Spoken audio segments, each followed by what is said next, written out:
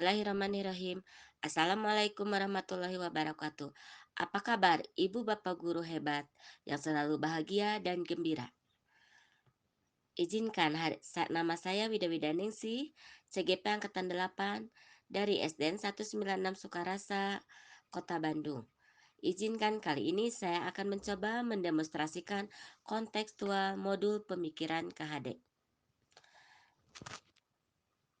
Pendidikan yang berpihak kepada siswa. Tujuan pendidikan adalah menuntun segala kodrat yang ada pada anak-anak agar mereka mencapai keselamatan dan kebahagiaan yang setinggi-tingginya, baik sebagai manusia maupun sebagai anggota masyarakat, menurut Ki Hajar Dewantara. Agar sesuai dengan tujuan pendidikan, maka kita sebagai pendidik memberikan kebebasan seperti kemerdekaan dalam belajar, berpikir kreatif dan inovatif sesuai dengan perkembangan zaman. Disinilah saya akan membeberkan atau menjelaskan hasil dari kontekstual saya di dalam kelas dalam rangka pembelajaran yang berpihak kepada siswa. Di sini saya melaksanakan proyek pembuatan telur asin. Sebagai guru, saya membuat kesepakatan dengan siswa, yaitu kesepakatan kelas. Siswa boleh memilih anggota kelompoknya masing-masing dan harus bertanggung jawab terhadap anggota kelompoknya. Siswa harus menerima keberadaan anggota kelompoknya. Setelah itu, siswa membagi tugas. Tugas apa yang harus dibawa untuk proyek pembuatan telur asin ini selama 14 hari. Dan siswa juga harus melaporkan atau mempresentasikan hasil dari proyek tersebut.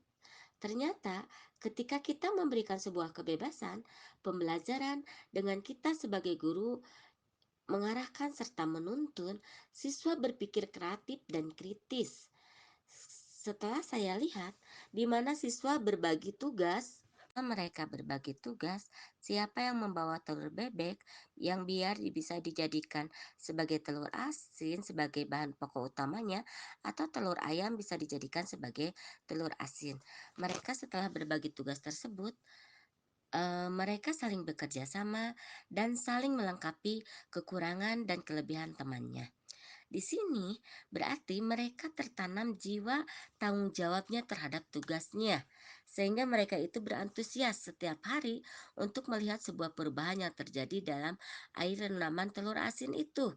Apa yang terjadi di telur bebek ketika direndam sama air garam itu yang dikasih bumbu cabai merah, bawang putih.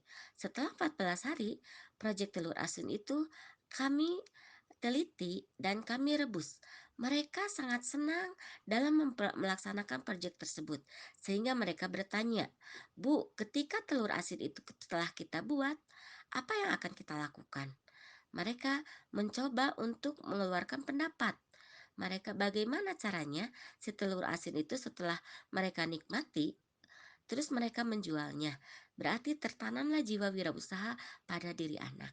Nah, disinilah saya mengambil sebuah pembelajaran atau proses pembelajaran pada diri siswa.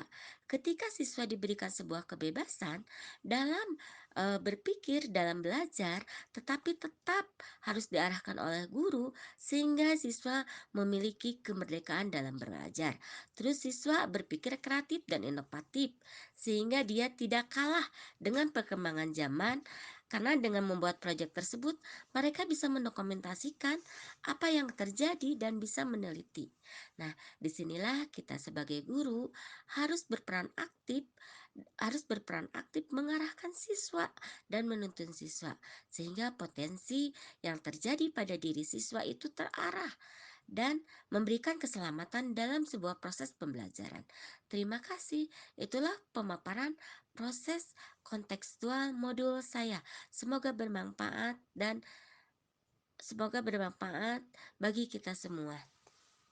Sekian. Assalamualaikum warahmatullahi wabarakatuh.